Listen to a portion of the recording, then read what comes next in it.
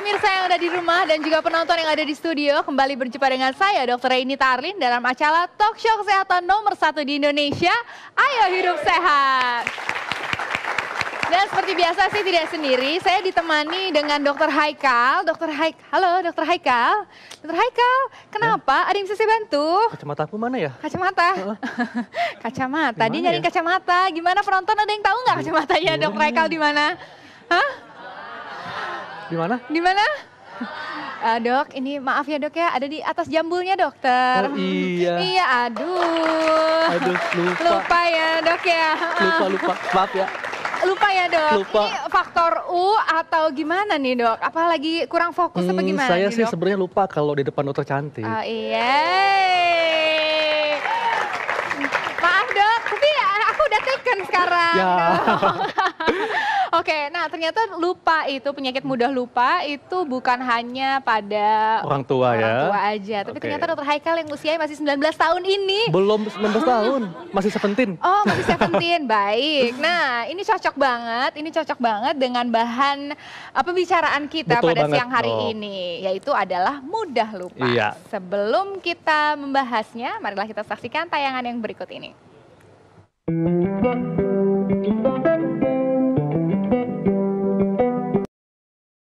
Orang yang usia masih muda tapi mudah lupa nih dok. Iya, betul sekali. Dan juga kejadian ini bisa, impact-nya bisa bukan hanya ke dirinya sendiri, tapi juga ke orang-orang sekitarnya. Iya. Nah, kita akan bahasnya. Namun sebelumnya, marilah kita undang dokter kita, yaitu Dr. Ziki, spesialis saraf. Mari dok. Siang dok. Dr. Ziki. Nah, untung dokter nggak lupa nih kalau diundang di sini ya. Oke, dok, ini kan banyak ya bahwa semua orang bisa berpotensi untuk mengalami mudah lupa. Dan ternyata mudah lupa ini tidak hanya dialami orang tua.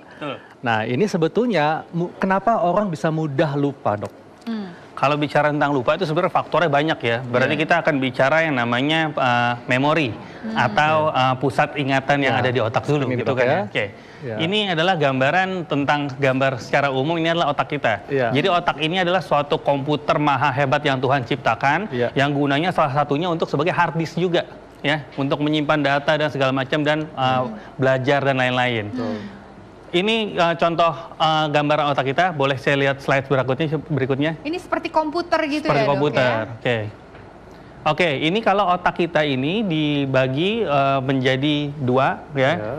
Jadi ada otak kanan, ada otak kiri. Dan kalau satu bagian otak kanan misalnya kita belah sedikit gitu ya, belah lagi, maka akan dapat gambaran seperti ini.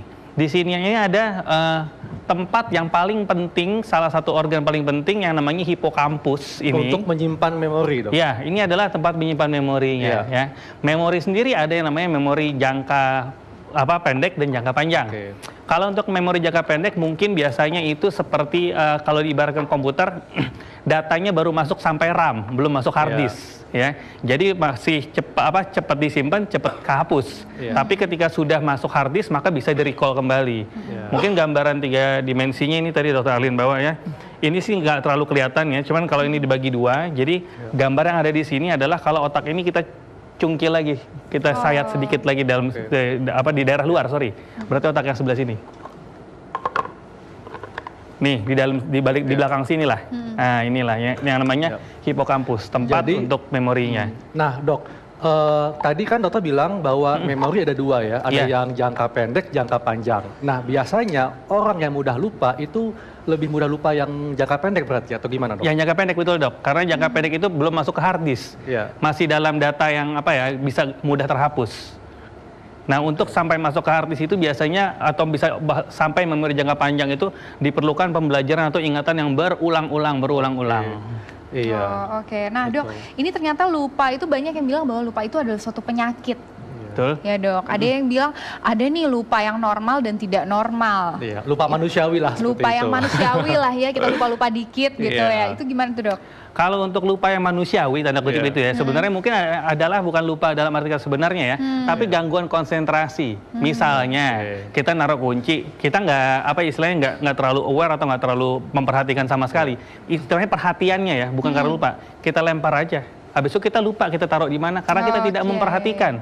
bukan lupa dalam arti sebenarnya. Fokus dan konsentrasinya Betul. ya dok ya. Iya. Oke. Dan Dokter Arlin nih, ternyata semua orang bisa mengalami mudah lupa, termasuk artis yang satu ini. Langsung saja kita undang Faifi Rahmawati. Dokter Haikal nyari temen Siang, ya Mbak kayaknya Faifi. ya. Halo Mbak Faifi, ini cantik-cantik ternyata kayak gosipnya mudah lupa. Bener nggak tuh Mbak? Enggak juga sih. Enggak juga. Jadi memang ada mungkin aku ada sebagian memori yang memang aku lupa mungkin karena dulu pernah mengalami KDRT ya dok. Jadi sering dipukul. Terus mungkin juga karena masalah yang terlalu berat, jadi ada sesuatu yang aku kadang lupa gitu. Jadi kayak misalnya temanku pernah cerita, dulu kan kita pernah gini-gini. Pernah ya, Kapan gitu ya gitu, nggak inget sama sekali. Itu sejak kapan tuh Mbak? Sejak kapan tuh, Mbak? Sudah berapa lama berlangsungnya? Ya itu udah Lupa, ya? lama sih gitu. Lupa. Jadi memang waktu itu juga temen kayak misalnya teman SMP atau SMA memang memori yang udah lama sekali gitu. Dokter Ziki, berarti yang dialami Termasuk yang apa tuh? yang dialami Mbak Faifi ini berarti lupa dikarenakan trauma karena cedera kepala atau gimana dok? Bisa Seperti ini. jadi, tapi bisa juga tidak. Biasanya harus ada pemeriksaan lebih lanjut untuk ngelihat ini tipe lupa yang mana dan sebabnya kira-kira karena apa. Iya, Jadi sebenarnya kalau kita ngomong setiap ada gangguan lupa itu jangan kita anggap enteng ya. Jadi lupa itu selalu kita anggap itu hal yang tidak wajar dulu sampai dibuktikan tidak. Takutnya nanti kita menganggap enteng tapi ternyata penyakit serius. Nah dok, di kategori yang tidak wajar seperti apa nih dok? Iya. Oke. Selama ini mungkin kan dianggap kalau misalnya orang tua itu karena udah pikun itu dianggap wajar ya. Sebenarnya pikun itu suatu bukan yang wajar ya, itu suatu penyakit. Itu suatu penyakit. Nah, jadi yang tidak wajar itu seperti apa? Sebenarnya banyak faktornya. Jadi untuk bicara tentang lupa ini, memori, gangguan bukan hanya ingatan doang biasanya, tapi biasanya ada gangguan bahasa, gangguan memberikan keputusan, gangguan untuk berpikir dan sebagainya. Atau mungkin nggak bisa mengenali tempat atau waktu dok? Betul, seperti itu, disorientasi ya. Disorientasi. Nah, Aku pernah nonton film juga tuh yang soal satu sepasang kekasih yang udah tua sampai lupa sama suaminya sendiri, itu termasuk penyakit apa itu? Serem juga ya. Satu penyakit juga ya dokter. Iya, itu bisa kalau memang sudah usia lanjut bisa yang namanya demensia bisa jadi. iya. Dok, sebetulnya berapa lamakah otak kita bisa menyimpan ingatan atau memori? Sebenarnya tidak ada data yang pasti ya, tapi prinsipnya seperti ini. Ketika contoh deh, kita kenapa bisa membaca? Karena kita belajar dari kecil, betul? Iya. kan? Atau nyetir dok ya? Iya, atau nyetir. Itu jadi ada yang namanya ingatan teori dan praktik ya gitu kan ya. Contoh yang praktik misalnya gini, ada orang terbentur kepalanya, dia lupa sama nama orang tuanya, nama istri segala macam dia lupa, tapi dia masih bisa nyetir. Betul? Tapi karena kenapa begitu? Karena itu tempat menyimpan memorinya beda-beda. Oke. Di otak beda-beda. Kalau untuk keterampilan itu beda, untuk ingatan yang seperti membaca dan lain-lain beda juga. Nah, kalau untuk keterampilan itu di otak bagian mana dok? Kalau untuk keterampilan itu ada koordinasi dari otak kecil atau cerebellum. Itu.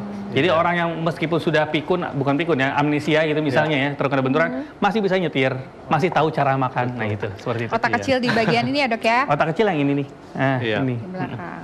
Oke. Nah, Dokter Arlin, ini banyak sekali ya mitos yang berkembang di masyarakat terkait dengan mudah lupa. Iya dok. Ya, Salah yang satunya. pertama nih. Wanita hamil dan ibu baru menjadi pelupa. Ada hubungannya kah dok? Bener Ini nggak dok? mitos ya. Kenapa wanita hamil dan ibu baru menjadi pelupa? Enggak juga ya. Nggak Mungkin juga. ibu baru menjadi pelupa karena ngurus anak ya, jadi nggak konsentrasi mungkin. Iya. Bisa mungkin. Oh iya, Nah, saking yang kedua- capeknya, Dok. Mitos ya. Yang kedua, makan brutu membuat orang menjadi pelupa. Untung saya nggak makan brutu. Untung saya nggak suka juga. Enggak tuh dok, pantat Ada ayam. apakah dengan brutu? Kalau secara ini terserah mitos ini saya baru dengar ya. Tapi mungkin ini ya karena brutu itu mengandung jeroan ya, itu kan Iya. dia mengandung kolesterol yang tinggi sehingga ada gangguan Mungkin di pembuluh resiko. darah, aliran darah ke pusat memorinya terganggu. Iya, bisa Masih jadi. mungkin bukan gara-gara si brutunya, mungkin si ususnya juga Jadi yang lain juga. panjang dok prosesnya Betul. ya. Oke. Yang ketiga, pelupa Nah ini aku tanda banget nih. pelupa tanda orang semakin pintar. Iya dok. Nah, ini mitos yang paling keren menurut saya ya. Ini mitos banget ini. Iya. Mitos banget ya, mitos Dok. banget ya. Tidak ada hubungannya pelupa dan juga orang kadar pintarnya Justru makin pintar makin cepat recall memori seharusnya. Semakin benar. pintar, fokusnya semakin bagus, konsentrasinya semakin bagus, recall memori juga semakin bagus harusnya. Iya, Oke, selanjutnya. Banyak belajar, banyak lupa. Nah, ini jelas mitos yang ada di kita doang mungkin ya. Iya. Ini bukan mitos lagi, kalau saya rasa ini sesat ya ini. Sesat ya, betul-betul. Oke, nah, iya. Dokter Alin, ini kita seru banget ya. Dan nanti kita akan bahas bagaimana mudah lupa bisa berdampak kepada perubahan perilaku. Kita akan membahasnya dengan psikiater sesaat lagi, tetap di acara Ayo Hidup Sehat.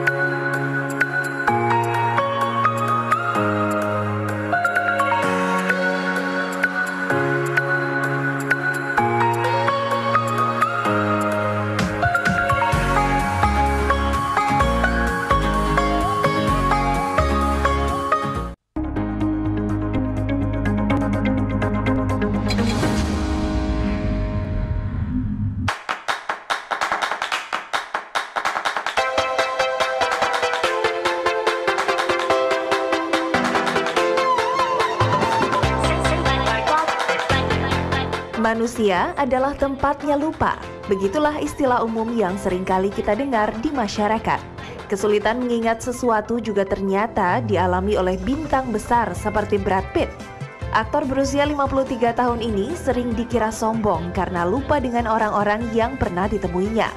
Kasus lupa banyak juga dialami oleh beberapa penyanyi dunia seperti Jay-Z, Pink, Toni Braxton, Justin Bieber, Demi Lovato, dan Adele sering lupa lirik lagu saat beraksi di panggung. Salah satu artis tanah air yang juga memiliki kasus lupa yang cukup menarik adalah Indra Bekti. Kesibukannya sebagai presenter membuat sifat pelupanya menjadi semakin parah, hingga membuat ayah dua anak ini takut lupa pada sang istri.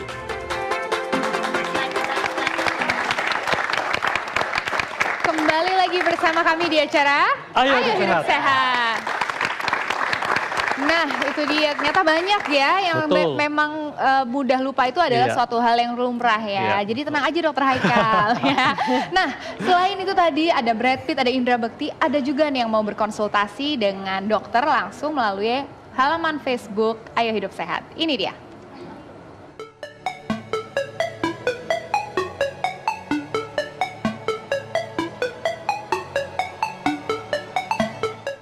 Halo, Ayo Hidup Sehat. Pak Dokter, aku Jessica. Aku mau tanya sama Pak Dokter mengenai daya ingat. Karena menurut aku daya ingat aku tuh lemah. Kayak misalnya kalau aku lagi make up, terus habis pakai blush on, terus aku tinggal sebentar, aku lupa blush onnya aku taruh di mana. Tapi kalau duit aku ingat dok. Itu kira-kira solusinya apa ya dok? Supaya daya ingat aku tuh bagus lagi. Terima kasih Pak Dokter, aku tunggu jawabannya. Nah, itu tadi tuh dok, Jessica Iskandar ya kan. Kalau duit inget dok, tapi kalau blush on apa-apa lupa dia. Gimana tuh dok? Jadi kalau untuk masalah lupa yang kayak seperti ini ya, itu bisa jadi karena emang kurangnya tadi atensi atau perhatian atau kurang fokus ya, kalau orang zaman sekarang bilangnya kurang fokus gitu ya. Gagal fokus gitu dok. Nah, Gagal fokus ya. itu biasanya bisa dilatih dengan hal-hal yang sebenarnya cukup simpel ya, seperti misalnya kita banyak baca, kita isi TTS, kita main puzzle atau kita apapun itulah gitu kan ya. Seperti ini dok ya, isi TTS. Ya, isi TTS. Gunanya untuk apa sih seperti apa melakukan hal ini? Jadi gunanya untuk kembali merecall memori. Karena secara umum sebenarnya sel otak kita itu tidak akan bertambah di usia dewasa, bahkan cenderung mengalami kematian.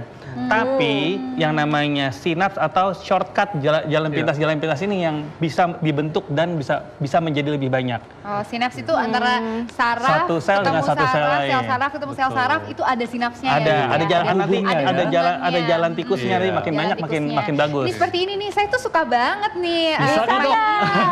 Bisa nggak? Saya ini yang ngelepasin stickernya. Oke. Iya. Dok, tapi benar nggak sih kalau kata orang tuh kalau mau menambah daya ingat zikir aja, itu termasuk nggak? Termasuk. Termasuk ya? Iya. Bagus. Bagus. Dok, nah adakah perbedaan otak yang sehat dengan otak yang suka mudah lupa? Ya, jadi ada yang namanya penyakit lupa Ini itu dok, paling kita lihat, sering. Dok, ya. Nah ini. Nah, ini yang sebelah sana otak sehat. Yang sebelah sini adalah otak sehat, Iya. ya. Yang sebelah kiri adalah suatu otak yang mengalami penyakit Alzheimer, yaitu penyakit pikun, tanda kutip. Pikun, ya. Tapi pikun yang sangat-sangat berat itu disebutnya Alzheimer. Kita lihat di sini bentuk ukuran otaknya aja berbeda. Lebih kecil yang Alzheimer Ya, ya. lebih kecil, satu lebih kecil. Yang kedua kita lihat head to head di sini dibandingkan di sini celahnya masih rapat, di sini renggang sama sekali. Artinya otaknya mengecil, Iya. volumenya mengecil, otomatis fungsinya jauh berkurang. Iya. Dan ini juga ada semacam kayak defect, Dok ya. Iya, di situ akan ada istilahnya plak ya. Istilahnya plak. Jadi kayak semacam ada protein yang membentuk apa ya? Seperti kotoran dia nempel di otak tersebut. Oke. Nah, itu dia. Ya, Dok. Jadi untuk menjaga supaya otak tetap optimal fungsinya, selain kita melatih dengan tadi ya membaca, belajar, TTS, apalagi Dok? Makanan semuanya atau Makanan gimana? bisa berpengaruh. Jadi untuk masalah kelupaan ini Iya. atau kepikunan yang kita bicara yang ekstrim, itu dipengaruhi oleh banyak hal ya. Banyak faktor lingkungan, faktor genetik juga berpengaruh ternyata. Keturunan juga bisa ya? Keturunan juga bisa. Jadi kalau mudah lupa bisa keturunan juga? Bisa, tapi nggak banyak. Oke. Nah, Iya. jadi bisa seperti itu. Jadi untuk masalah makanan juga harus kita jaga. Karena makan makanan yang bisa membuat gangguan di Iya. pembuluh darah, menyebabkan aliran darah ke pusat memori itu terganggu. Oke. Nah, kalau gitu apa Dok? Ya, Ada silakan juga dok yang bilang dok bahwa makan minyak ikan itu bisa Iya. membantu supaya kita nggak lupa, bener nggak dok? Minyak ikan itu mengandung antioksidan tinggi ya, biasanya yang omega segala Omega. macam. Iya. Ini akan membuat dinding pembuluh darah menjadi licin. Ya, dinding pembuluh darah menjadi licin sehingga aliran darah lebih lancar. Oke. Jadi secara tidak langsung iya. Iya. Dan minyak ikan ini juga mengandung istilahnya lipoprotein atau lemak yang digunakan untuk membuat dinding sel. Dan dinding sel otak ini bisa dibentuk pada anak-anak kurang dari 5 tahun. Setelah lebih dari 5 tahun, tidak, tapi pembuluh darah yang bisa dijaga. Iya. Oke, Dok, Dr. Arlin juga dan Mbak Faifi ya, ternyata penyakit pikun ya, ini juga bisa berdampak ke faktor perilaku dan emosional. Nah, kita akan membahasnya lebih lengkap bersama psikiater. Langsung saja kita undang Dr. Nova Rianti Yusuf, spesialis kedokteran jiwa. Ya. Siang, Dok. Apa kabar? Dok. Nah, silakan, Dok. Dok, apa nih perubahan perilaku yang terjadi pada orang yang mudah lupa?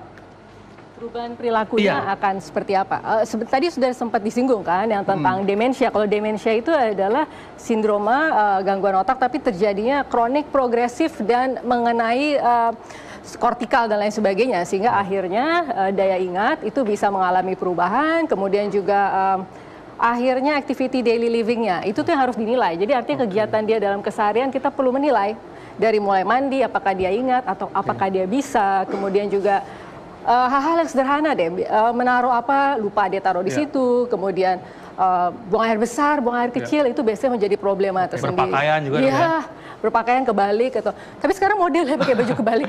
Jadi ya bedakan antara model dan gangguan perilaku akibat demensia begitu. Dok, mungkin pengen tahu nih pemirsa ya, sebetulnya kalau yang mudah lupa, yang mungkin bisa berdampak ke faktor perilaku dan emosional ini berarti udah tingkat berat ya?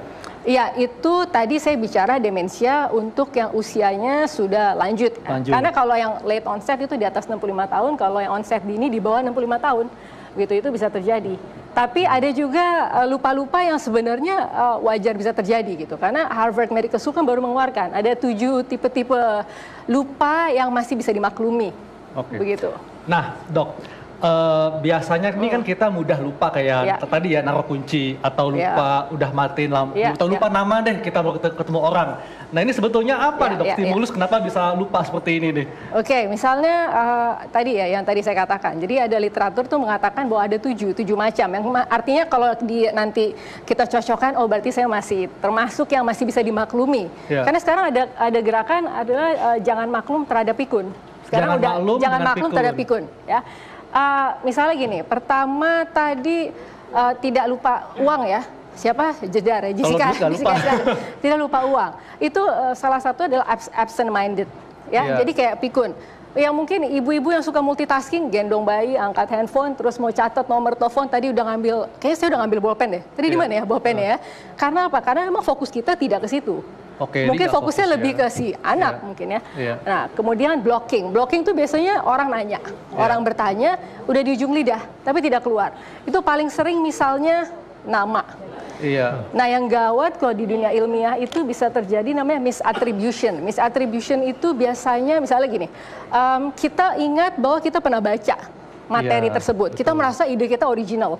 Kita buat tuh di paper ilmiah atau karya-karya ilmiah. Totonya itu karena pernah dengar atau pernah baca literatur atau jurnal, akhirnya terjadi unintentional plagiarism. Itu ada tuh. Jadi plagiarisme artinya apa namanya? Plagiat itu apa sih? Mengcopy ya. Mengcopy ya, tapi sebenarnya itu bukan ide original dia, tapi karena dia pernah dengar, pernah membaca, tapi dianggap itu sebagai ide original dia. Itu bisa sampai separah itu. Jadi jangan pada ngaku-ngaku ya nanti ya, pas lagi buat tugas, oh enggak, saya nggak sengaja kok plagiatnya. Gitu. Nah itu bisa terjadi. Jadi bias-bias, ada bias-bias bisa terjadi. Jadi misalnya kita melihat sebuah peristiwa, tapi pada saat kita melihat peristiwa itu, kita ada disertai dengan mood kita lagi bagaimana gitu ya, melihat kejadian itu. Nanti memori yang terekam itu bisa terdistorsi, begitu.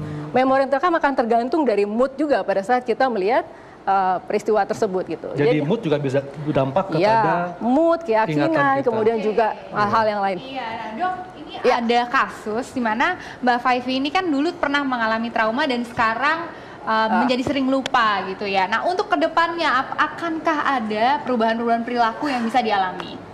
Oke, tapi entar dulu peristiwa traumatis begitu ya. Peristiwa sekarang begini.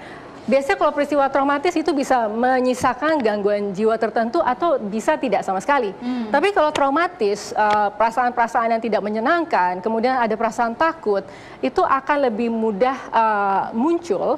Itu menjadi seperti memori-memori yang mengganggu, sifatnya persisten. Karena apa? Karena itu tidak pernah pergi. Dari sel-sel otak kita itu tidak pernah pergi. Sehingga akhirnya... Faifi pernah juga seperti itu? Yang mana nih? Lupa yang mana nih? Iya. Maksudnya peristiwa traumatisnya itu contohnya misalnya sexual abuse, pemerkosaan atau hal-hal yang tidak nyaman, hal-hal yang tidak enak. Nah, sekarang lagi banyak dituntut kan. Sekarang di Hollywood trennya lagi mengejar produser-produser yang melakukan itu karena memang tidak pernah pergi peristiwa-peristiwa traumatis dari memorinya dia. Kadang memang iya. Yang dialami karena kan misalnya kayak ya memang karena aku mengalami kayak kekerasan terutama berupa fisik, psikologis, seksual. Jadi kadang-kadang ada yang ditakutkan akan terjadi lagi. Kadang-kadang seperti itu. Biasanya apa nih Mbak Faifi stimulus rangsangan yang bisa memicu munculnya ikatan itu? Apa nggak dengar? Biasanya apa nih? Biasanya ya kayak misalnya dalam menjalin hubungan ya aku selalu defend gitu, menjaga diri sendiri yang kayak harusnya dia tidak ada seperti itu, misalnya dia nggak bermaksud seperti itu, aku jadinya kayak wah nanti kamu begini lagi gitu. Iya, karena memang memori-memori orang itu biasanya ada orang takut kehilangan memori, tapi justru kalau peristiwa traumatis itu malah bertahan, itu yang juga akhirnya menimbulkan masalah. Bisa menjadi depresi misalnya, atau depresi terselubung. Kita merasa kita tidak depresi, tapi sebenarnya kita mengalami depresi, sehingga ada memorinya yang masih terekam. Terus memori ini sifatnya sangat tidak nyaman buat kita. Bisa juga jadi PTSD yang benar-benar sampai post traumatic stress disorder. Nah, ini juga akhirnya muncul flashback. Flashbacknya persisten, flashbacknya sering muncul lagi gitu. Ya ada flashback juga, tapi ada juga gini kayak misalnya kejadian yang masa lalu kayak misalnya temanku dan aku pernah seneng-seneng di suatu tempat, tapi aku nggak ingat sama sekali. Mungkin apakah itu karena dulu itu sering kena pukulan di kepala, ataukah karena saya terlalu stres saat itu karena banyak sekali masalah yang membuat saya lupa kejadian itu gitu. Nggak inget sama sekali loh. Bukan lupa lagi, nggak inget. Mungkin kan ada gambaran, ada pattern yang oh iya dulu pernah kesini tapi aku lupa ngapain gitu. Enggak sama sekali. Itu karena apa, Dok?